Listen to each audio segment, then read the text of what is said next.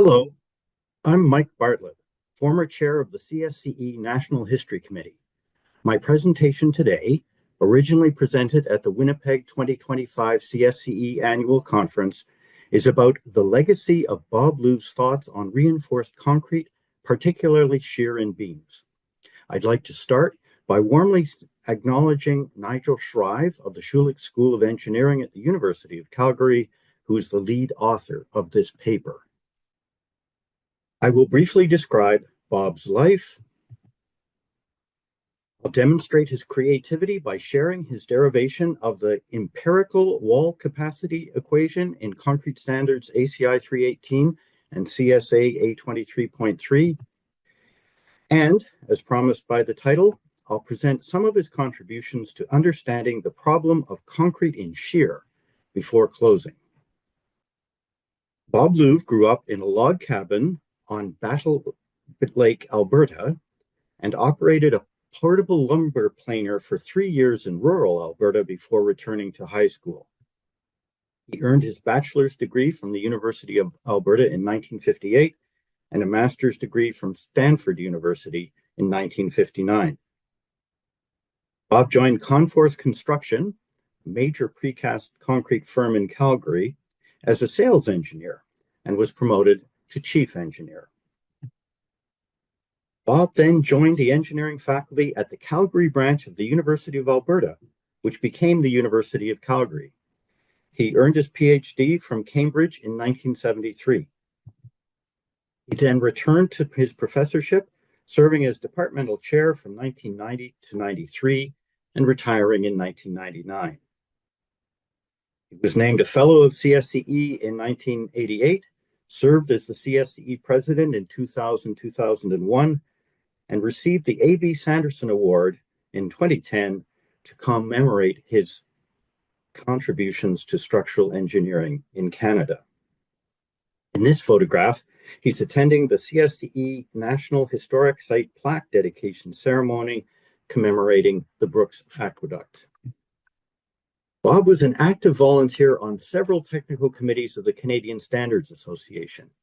He was simultaneously a member of the various committees responsible for the 4 A23 standards, A23.1, A23.2, A23.3, and A23.4.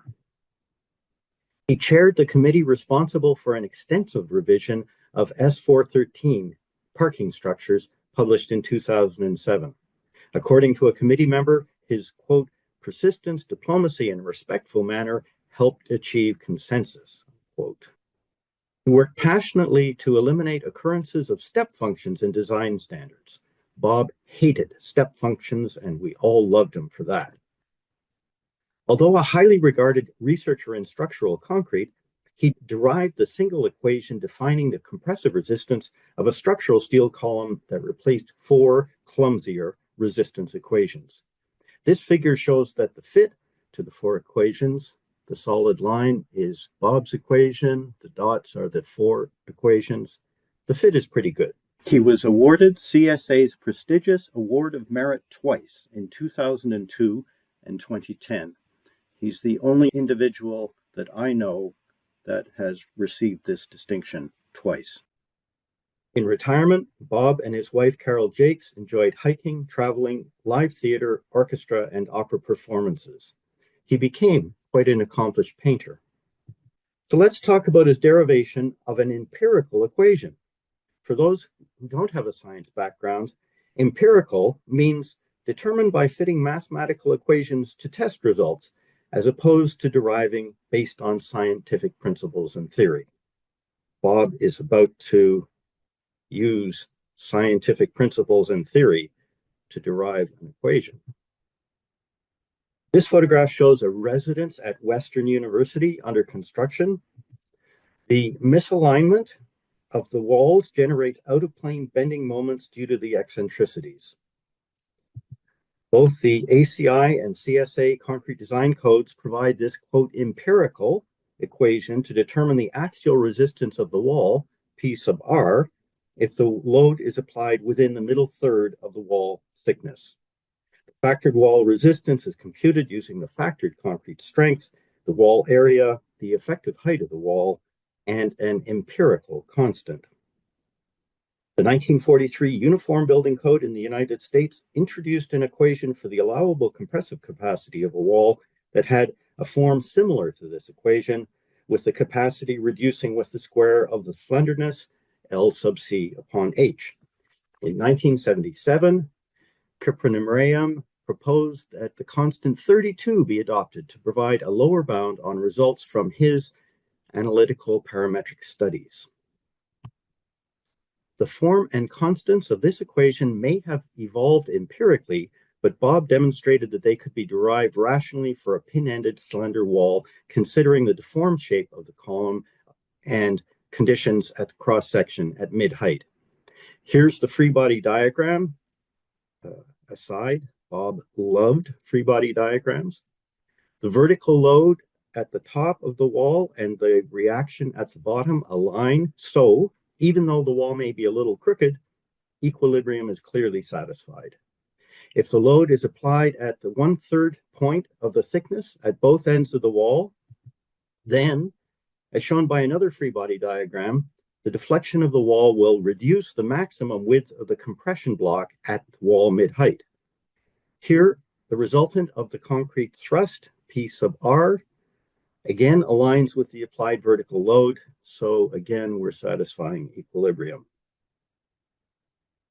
The curvature at the mid-height of the wall is simply the extreme fiber concrete strain, epsilon sub c, divided by the depth of the neutral axis, c. Mid-height deflection, delta, can be computed for a pin-ended wall using this simple equation where the factor r depends on the shape of the bending moment diagram as shown. In this case, the first order moment is uniform and r equals 0.5. The second order moment is triangular, roughly triangular, r equals 0.33. If the rigidity reduces due to cracking at mid-height, the curvature increases locally there and r reduces slightly. Bob assumed these realistic values for r, epsilon sub c, and beta sub 1. The math is not for the faint of heart. It involves creating and solving a quadratic equation and then using the first two terms of a Taylor series expansion to eliminate the square root term and so simplify the positive root. Math yields this equation, which is clearly similar to the equation in the code. The slight difference is in the empirical constant, which is sensitive to the values r, epsilon sub c, and beta sub 1 initially assumed. Now a few words about one of Bob's favorite topics, the problem of concrete in shear. In the shear span of a reinforced beam, Bob thought there could be two failure modes as shown in the figure. One straight through the concrete between two stirrups, AB, or a failure plane that would cross one or more of the stirrups, AC. In the latter case, the stirrups would apply a clamping force across the failure plane, resisting the shear by shear friction. Shear friction is a calculation approach that precasters love. It's not surprising he was keen on shear friction. This satisfied his objective of a simple equation for design based on a correct understanding of the relevant mechanics. Equilibrium perpendicular to the fracture plane provides this equation for the resultant force R normal to the fracture plane. Various terms on the right-hand side are defined in the lower right corner of this slide. Equilibrium parallel to the fracture plane provides this equation for the force transferred across the fracture plane, S. If the fracture plane does not intersect a stirrup, as in the plane AB shown previously, V sub S equals 0 in these equations. In his 1998 paper, Bob derived this equation to determine the shear failure load, where V sub 45 is the shear strength on a plane at 45 degrees to the horizontal, defined using this equation. Here, lambda is a factor to account for the concrete density, phi sub c is the resistance factor for concrete, and beta sub v is a calibration factor given by this equation. With these equations, Bob accounted for all the major variables known to affect the shear strength of a beam in the shear span. For failures that emanated from flexural cracks extending to the compression zone, the shear failure crack can propagate through that zone towards the loading, particularly if it's a point load. This is shown schematically in this figure, where the shear crack extension is shown as the dotted line. Knowing the angle of the shear crack, the compression and shear forces on the failure plane can be computed and analyzed using Moore's circle to determine whether cracking will occur.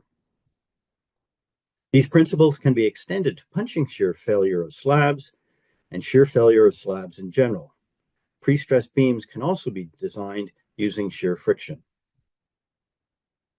The simplicity, rationality, and transparency of Bob Loov's thinking on concrete wall behavior and on concrete beams and shear, as presented in this short paper, effectively illustrates the wonderful way that his mind worked. He had a profound effect on the A23.3 standard through all his work thereon, and his thinking in shear caused the modified compression field theory to be substantially simplified for the 2004 edition. He adored free body diagrams and hated step functions. When observing a presentation at a CSCE annual conference by the first PhD that I supervised, Bob leaned forward and approvingly whispered with a twinkle in his eye, quote, "That's a free body diagram. You don't see many of those at CSCE conferences." He believed in having a thorough understanding of fundamentals, free body diagrams, and the equations of statics. He was a brilliant and humble civil engineer with a warm smile that he wore frequently. I'll close by again acknowledging the contributions of Professor Nigel Shrive, a longtime colleague of Bob's at the Schulich School of Engineering at the University of Calgary.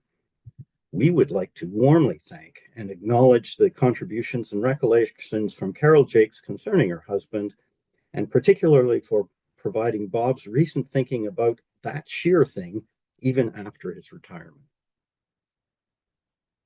Thank you.